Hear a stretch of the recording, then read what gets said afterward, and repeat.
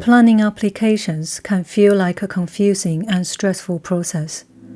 But what if I told you that in some cases, you can alter, extend, or convert your home without planning permission? Sounds great. So what are these cases? And of course, what are the T&Cs attached to them?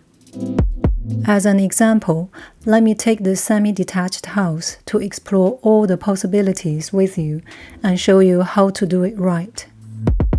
This video is part of a series to cover all the possibilities of building without planning permission. If you are interested to know more, make sure to follow this channel.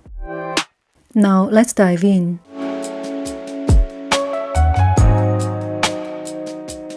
In the UK, homeowners can improve and extend their homes without needing planning permission if they stay within certain limits and conditions. This is known as Permitted Development Rights, or PDrights for short.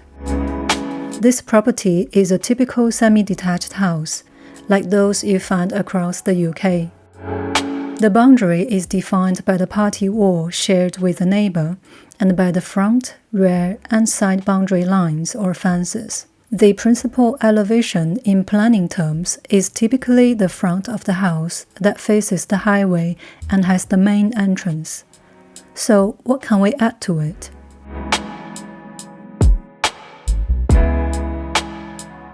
A side extension is a smart way to add extra rooms without eating into your garden, such as a bedroom, an attached garage, or even a bright and airy conservatory.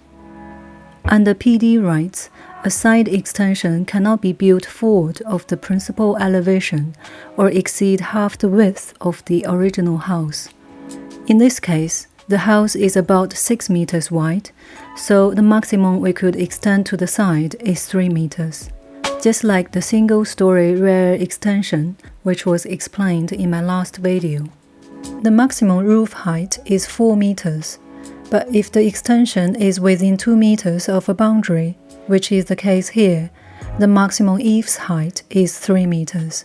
That gives us options like a flat roof at 3 meters, or a single or a double-pitched roof slopes from 4 meters to 3 meters.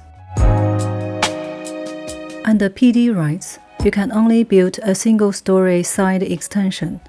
However, you might be able to extend 2 stories to the rear, and I'll cover that in an upcoming video.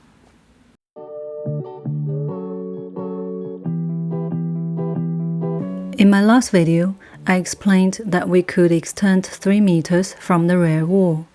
Now that we know it's also possible to extend up to half the width of the original house on the side, can we connect the two without planning permission? Unfortunately, the answer is no under PDrights. This would be defined as a wraparound large extension. In this case, the side extension would end up being larger than half the width of the original house. This is a great example of how restrictive PDrights can be. So, if this is the design you would like to achieve, you will need to apply for planning permission.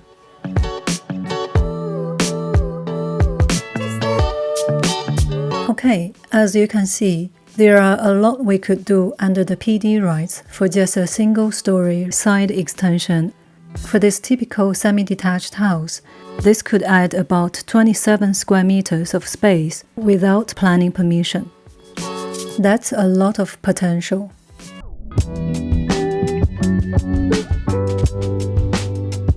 As mentioned earlier in the video, there are T&Cs attached to the PDrights. Let's break them down. PDrights only apply to common projects for houses, not to flats, maisonettes, or other buildings. PDrights do not apply to listed buildings and is removed or partially removed for a building within a conservation area or other Article 4 direction enforced areas. This information is available on your council's website.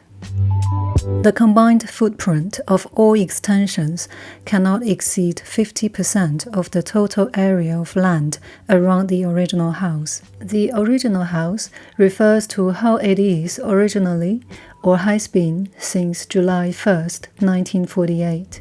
It's worth checking if there are previous extensions, either under PDrights or planning permission, because that will count towards your PD allowance. The external materials used for the extension must match or be similar in appearance to the original house, such as roof tiles, bricks or render facade, windows and doors. While you don't need planning permission for a project under PDrights, obtaining a lawful development certificate is highly recommended. Think of it like a gas safety certificate. It's a legal document that proves your development is lawful. This is especially important when selling your property, as a buyer's solicitor will likely request it, though it may seem contradictory to the purpose of the PDrights. Rest assured that the council cannot reject your application if your project complies with PDrights. Plus, it's much simpler and cheaper than a full planning application.